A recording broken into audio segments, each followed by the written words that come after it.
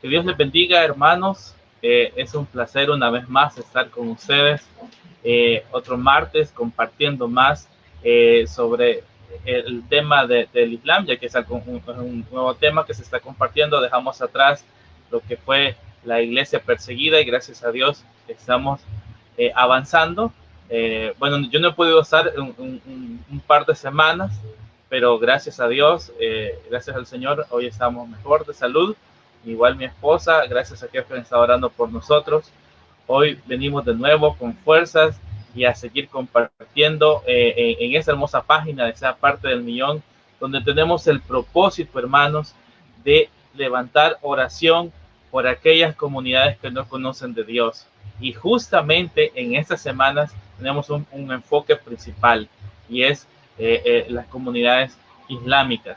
No con la intención de hablar mal de ellos, de crear odio, sino por el contrario, de interceder y de orar para que sus almas puedan venir a los pies de Cristo. Quiero dejar a mi hermano Francisco y que también nos meta un poquito en contexto, porque él ya estuvo también hablando de este tema el martes pasado. Gracias, hermano Ricardo. Un saludo a todos los hermanos que nos están mirando, ya sea en vivo o en retransmisión, en esta página de Facebook de El Salvador Sea Parte del Millón, o en retransmisión en la página de YouTube de Sea Parte del Millón El Salvador.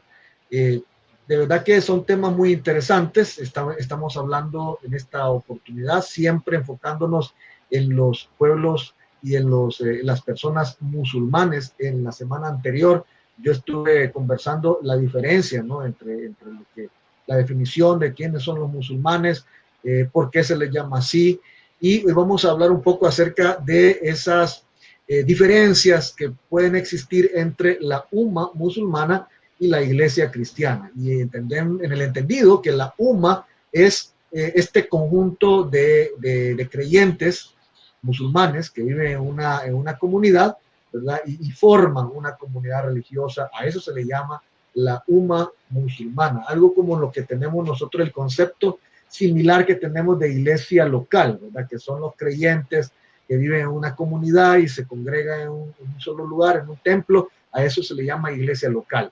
Entonces, de eso vamos a estar hablando en esta oportunidad. Amén. Así es.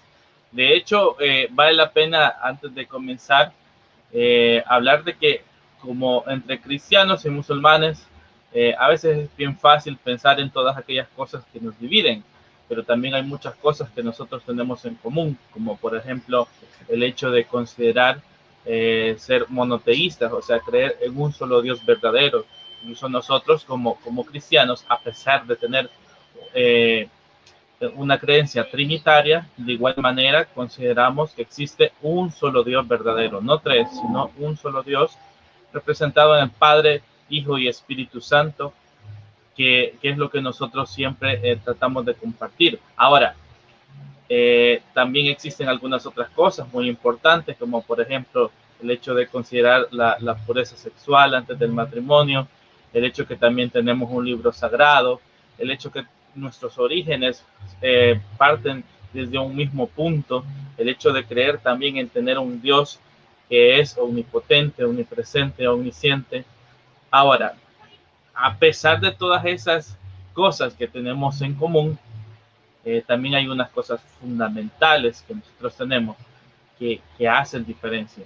Y hoy queremos hablar sobre cada una de ellas, no por el hecho de cuando vemos aquí la palabra confrontación, a veces consideramos del hecho de tener que pelear. A veces la gente piensa en confrontación, hablan pleito. Ajá, no estamos, guarde las bombas, hermanos, y todo cosas que pensó que iba a utilizar para nada. Al contrario, queremos darle arma, la Biblia como nuestra arma, y al Espíritu Santo para que nosotros podamos llegar a los corazones de estas personas y así ellos sean salvos. Hubieron personas también que un día nos confrontaron a nosotros, que nos hicieron ver nuestro pecado, y gracias a Dios y al Espíritu Santo que nos convenció, ahora estamos siguiéndole. Entonces necesitamos hacer lo mismo, no pelear, No vale la pena ponernos a pensar en aquellos puntos sencillos que quizás somos diferentes, que por qué ellos se visten así. No, vamos a hablar de puntos precisos e importantes para llegar a los corazones de esas personas. Quisiera dejar, hermano Francisco, para que empecemos en materia. Sí, hay algo bien interesante y es de que tanto la umma musulmana como la iglesia cristiana son comunidades de creyentes que se manifiestan públicamente temerosos de Dios. Y ahí hay algo en común de donde debemos de partir. Eh, Ahora, hay que ser claros, hermano Ricardo y estimados hermanos que nos miran por estas plataformas.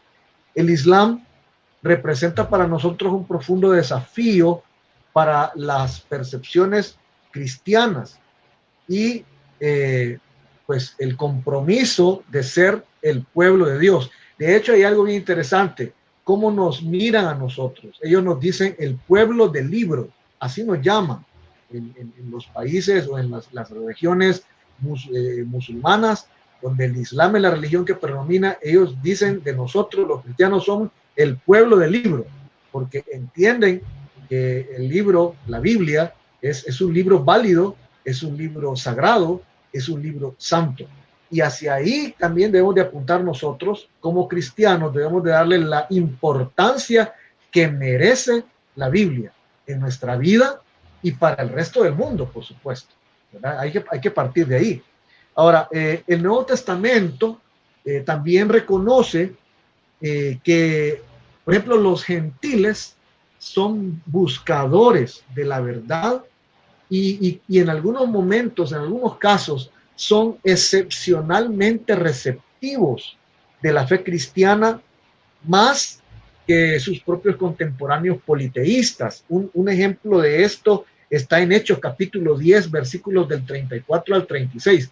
Yo quiero leerlo. Dice: entonces Pedro tomó la palabra y dijo: verdaderamente comprendo que Dios no hace acepción de personas, sino que en cualquier nación el que le teme y practica la justicia le es grato. Él ha enviado su palabra a los hijos de Israel, anunciándoles las buenas nuevas de la paz por medio de Jesucristo, que es el Señor de todos. Entonces, el mismo apóstol Pedro se dio cuenta y se sorprendió qué tan receptivos eran las personas, los gentiles. Y nosotros mismos nos vamos a sorprender qué tan receptivos pueden llegar a ser los musulmanes si tan solo los exponemos a la palabra de Dios, a la verdad de Dios. ¿No le parece, hermano Ricardo?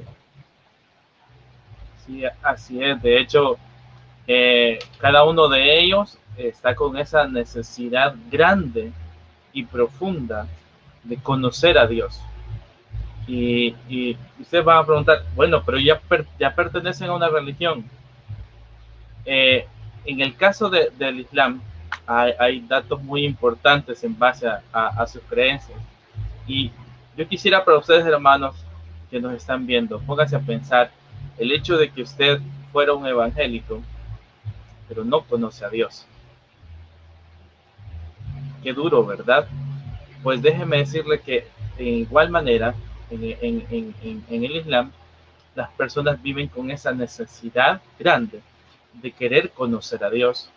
Pues dentro del Islam, Dios es un ser irrelacional y impersonal por lo cual no se puede tener ningún tipo de relación hacia Él. No se puede hablar directamente con Él.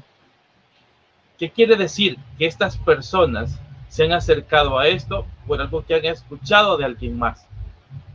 Y viven con esa necesidad de querer conocer a Dios.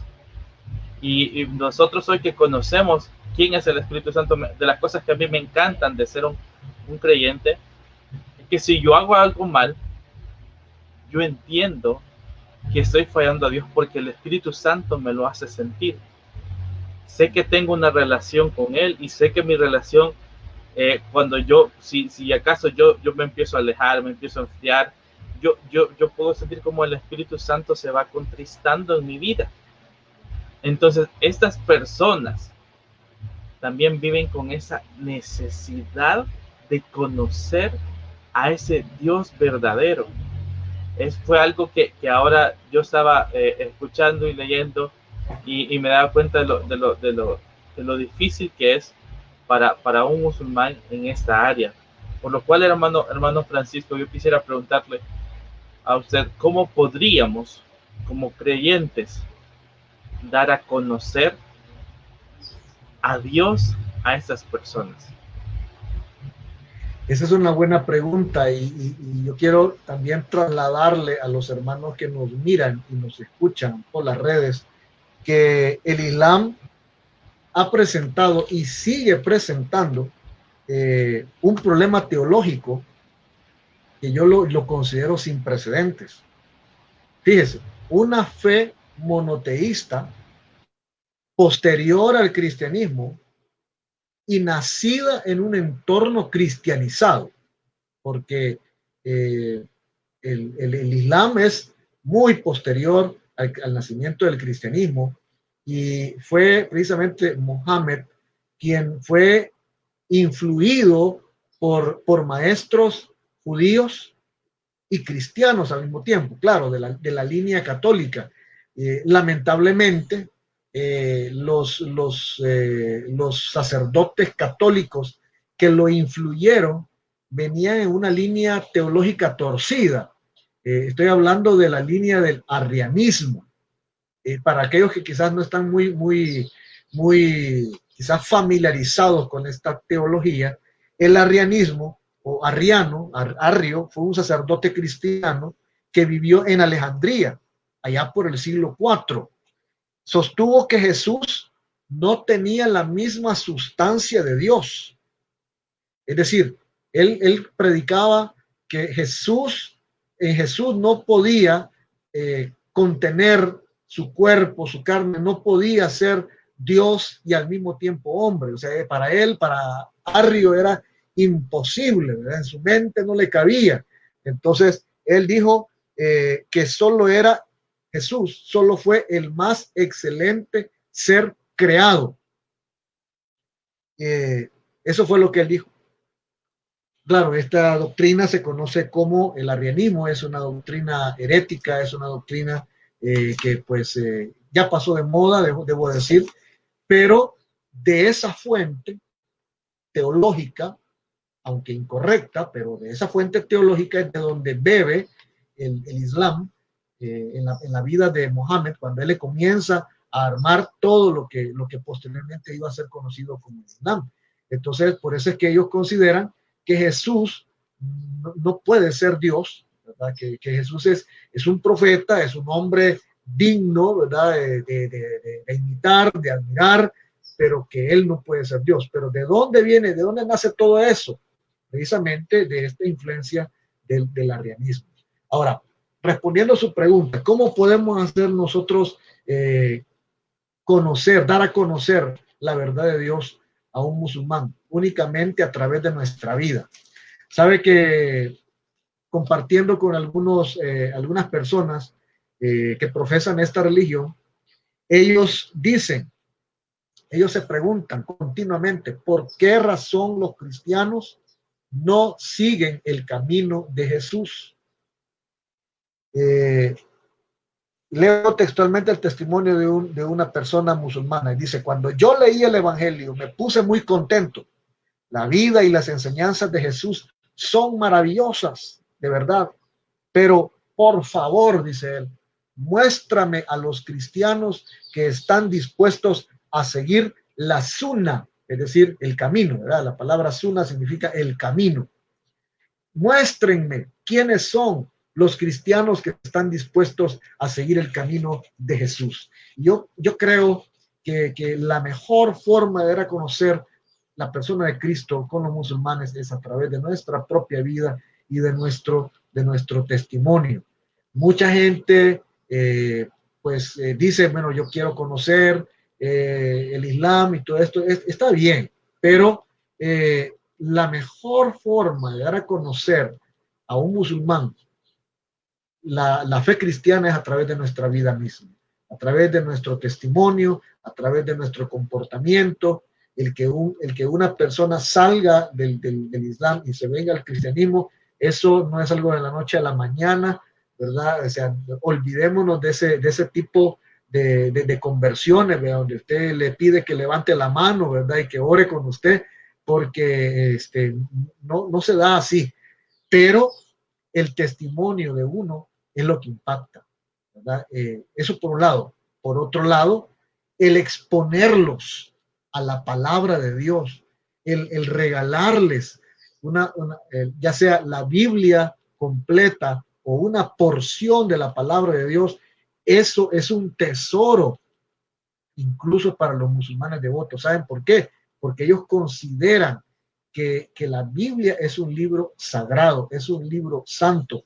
Y eso viene también a nosotros a traernos una llamadita de atención, porque a veces nosotros mismos los cristianos, curiosamente, no le damos la importancia que merece la palabra de Dios. Estoy hablando de la Biblia, ¿ya? Entonces, cuando el musulmán o los musulmanes ven en nosotros ese amor, esa pasión, ese fervor, ese respeto por la palabra, por el libro santo, entonces ellos lo van a reconocer, lo van a leer y van a ser expuestos a la palabra. ¿Y saben lo que dice la Biblia?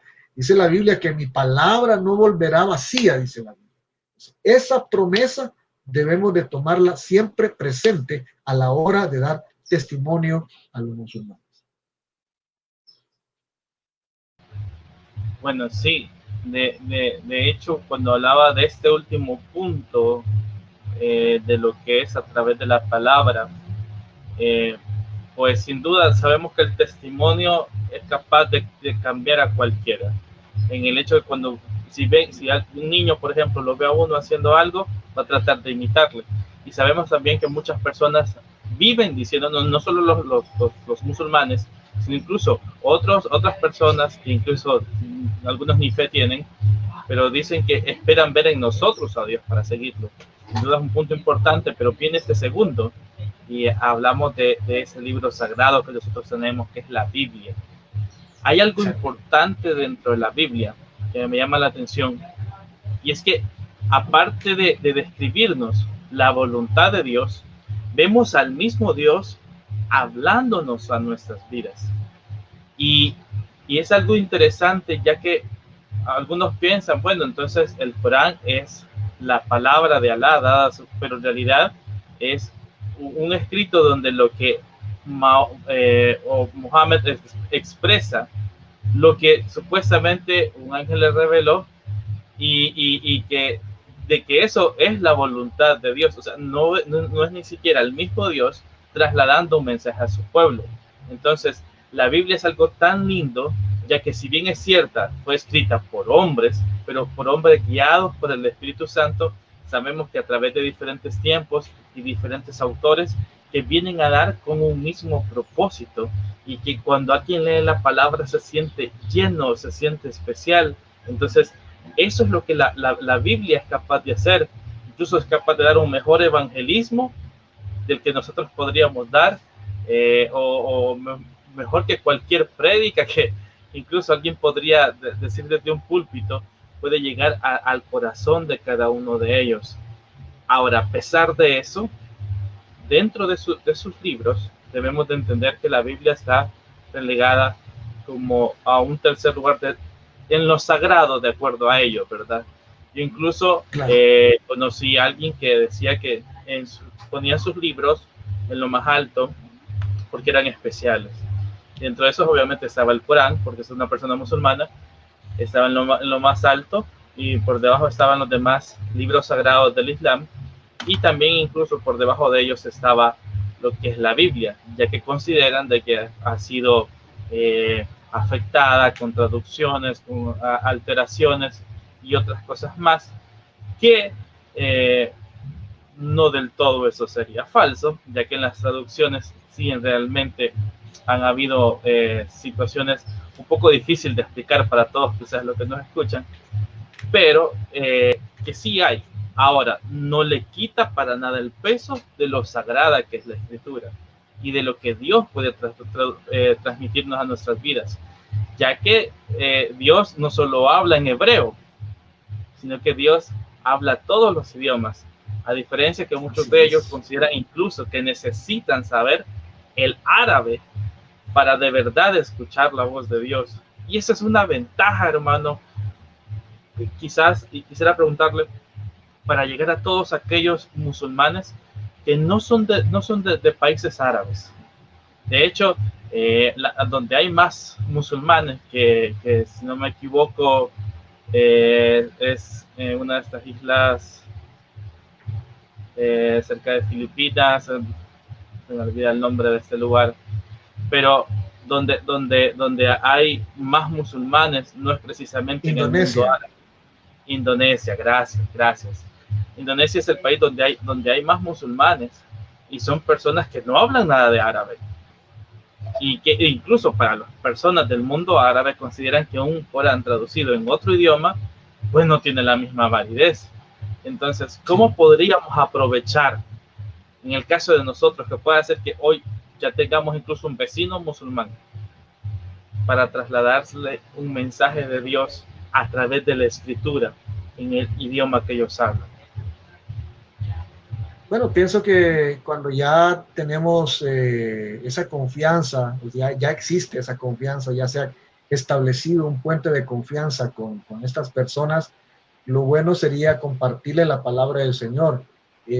Yo quiero leerles un testimonio, contarles un testimonio de alguien que se convirtió al cristianismo producto de leer una porción de la Sagrada Escritura, específicamente del Evangelio de Juan, porque lo que se le regaló fue el Evangelio de San Juan. Se le preguntó a este ex musulmán por qué se había convertido en un creyente del Mesías. Y él respondió, miren, un amigo me regaló el Evangelio de San Juan. Y en el primer capítulo pude leer que Jesús es el Mesías, el Cordero de Dios. Inmediatamente, dice él, comprendí que el misterio en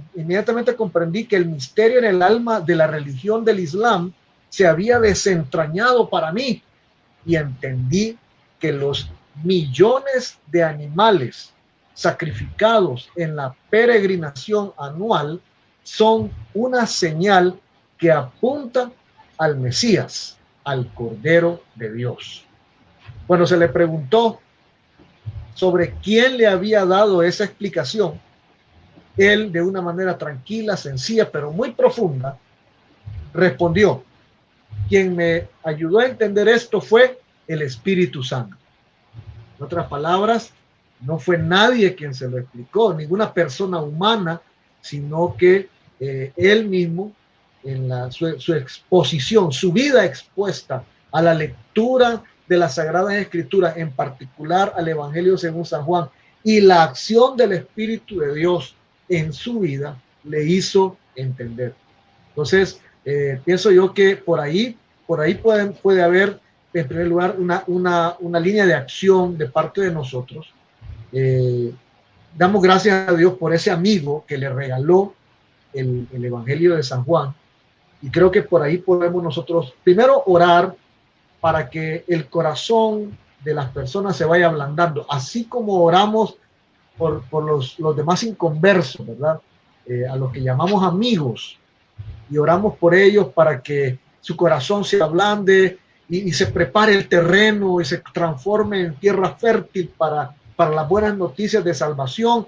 Igual debemos de presentar esta petición por los amigos musulmanes, orar por ellos, y cuando se nos dé la oportunidad de regalarles una porción de la palabra, sin temor, pero con mucho respeto y reverencia, regalársela, ¿verdad? Y dejar que la palabra de Dios y el Espíritu Santo haga el resto. Eso sí, no dejar nosotros de orar en favor de ellos. Y es esto lo que nos tiene acá, es esta la razón de ser de esta iniciativa y de este ministerio de Soy Parte del Millón.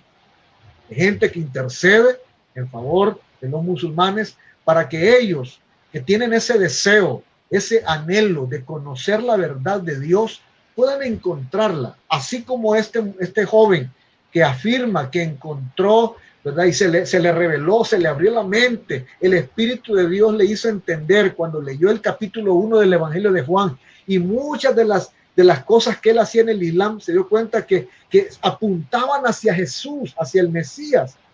Igual, muchos van a venir a los pies de Cristo, si tan solo nosotros también doblamos nuestra rodilla.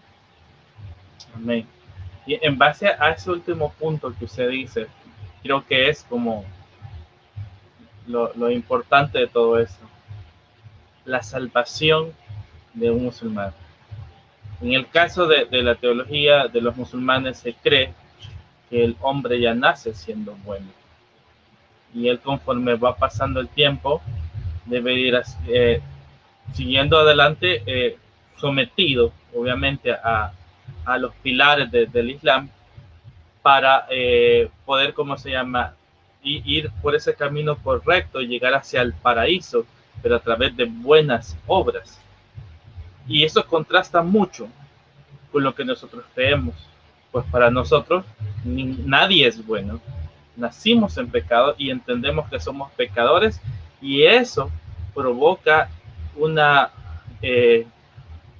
gran abismo entre Dios y nosotros, y que necesitamos obviamente a alguien que venga y que pague por nuestros pecados, porque nos consideramos incapaces de poder llegar a ser buenas personas solo a través de lo que Jesucristo hizo en nuestras vidas. Ahora, hacerle entender esto a alguien de la fe islámica es difícil, pues hasta cierto punto, yo he escuchado de hecho a muchos decir que esta es una teología irresponsable, porque donde nosotros venimos y decimos, no, yo soy pecador, bueno, algunos lo ven quizás así desde su punto de vista, somos pecadores, así que Jesucristo pague por nosotros, y que quizás se imaginan que sigamos viviendo una vida como sea. Ahora entendemos, los que ya somos creyentes, que no es así, que hay que mantenernos en una vida de santidad.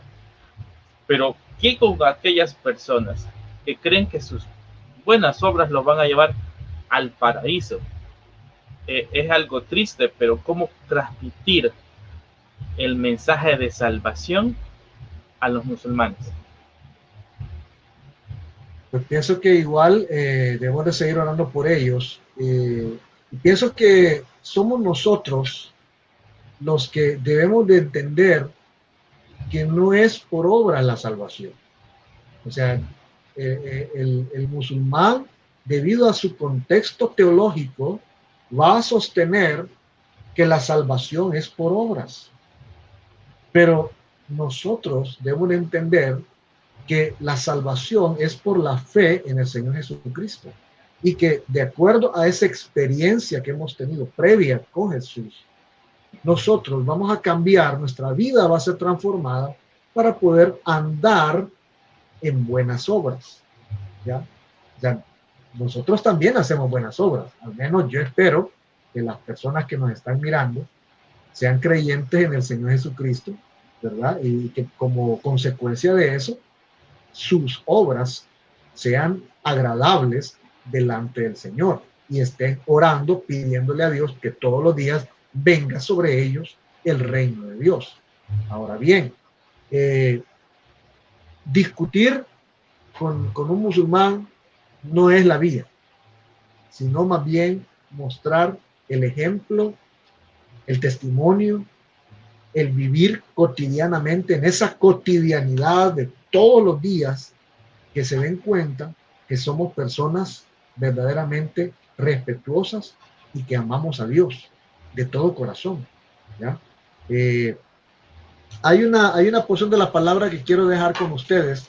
No la vamos a leer por el tiempo, porque tenemos que orar, pero le invito a que lea Colosenses 1, del 9 al 14. Anote ahí esa porción de la palabra. Colosenses capítulo 1, versículos del 9 al 14. Y es una lista de peticiones de oración por las cuales debemos de orar por nosotros como iglesia y por los musulmanes también. Se los voy a enumerar. En primer lugar, debemos de orar que haya más personas que compartan en amor y respeto el santo libro, la Biblia, con nuestros amigos musulmanes. ya sea la Biblia completa o porciones de ella, principalmente los evangelios. Como ya vimos en el testimonio previo, el evangelio de Juan fue clave, pero también podemos presentar los otros evangelios. En segundo lugar, que se promueva la unidad del cristianismo sin caer en el legalismo o en el libertinaje.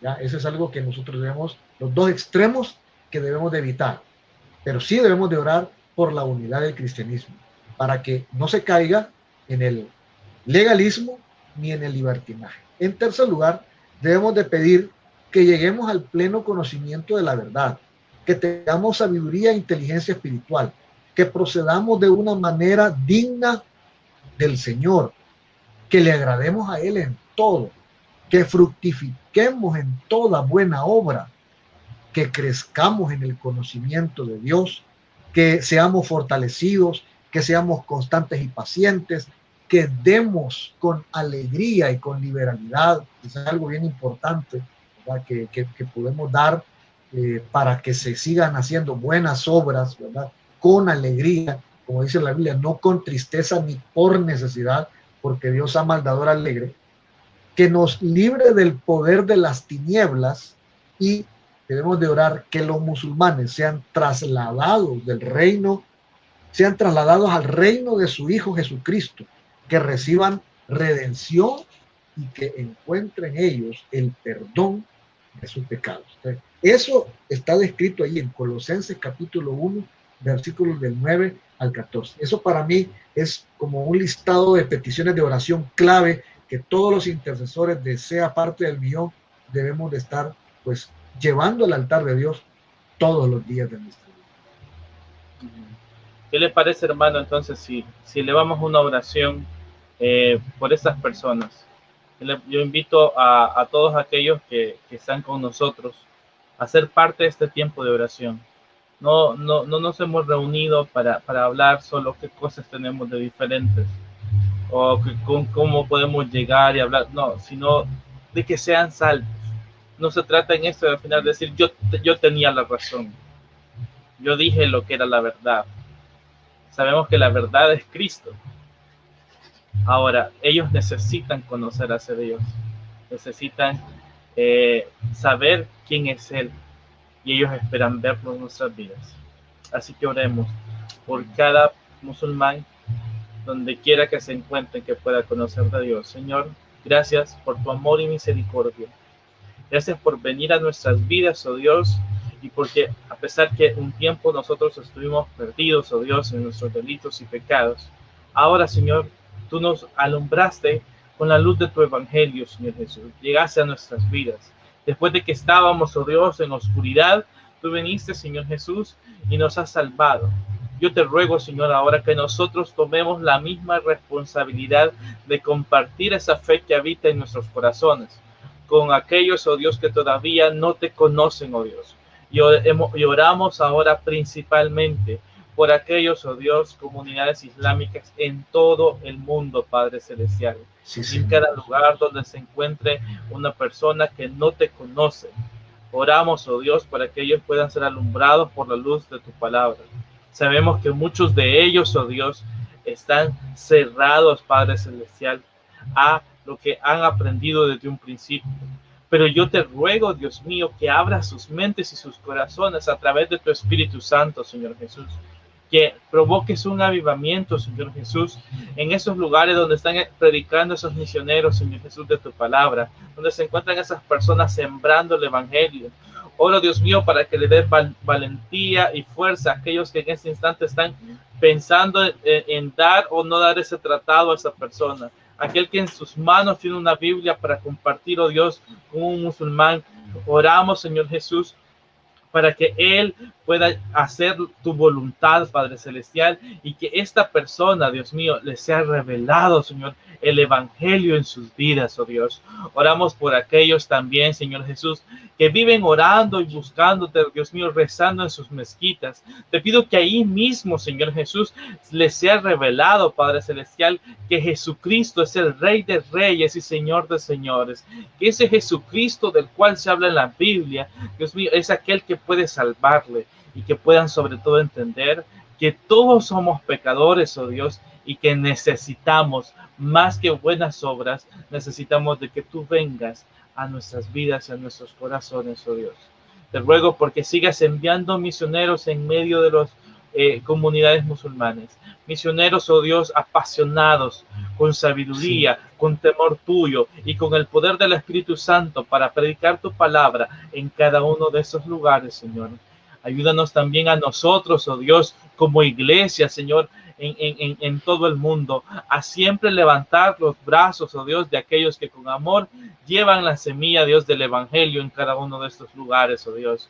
Igual manera, Dios mío, a sostenerles, oh Dios, con nuestras oraciones y ofrendas también, Padre Celestial, para que no se detenga el avance del Evangelio en ninguna parte del mundo, Señor Jesús, sino por el contrario, que estos últimos tiempos lo prediquemos con aún más fuerza de lo que se hizo en tiempos pasados, oh Dios. Gracias, Señor, en el nombre poderoso de Jesús. Amén y amén. Amén. Amén. Gloria a Dios.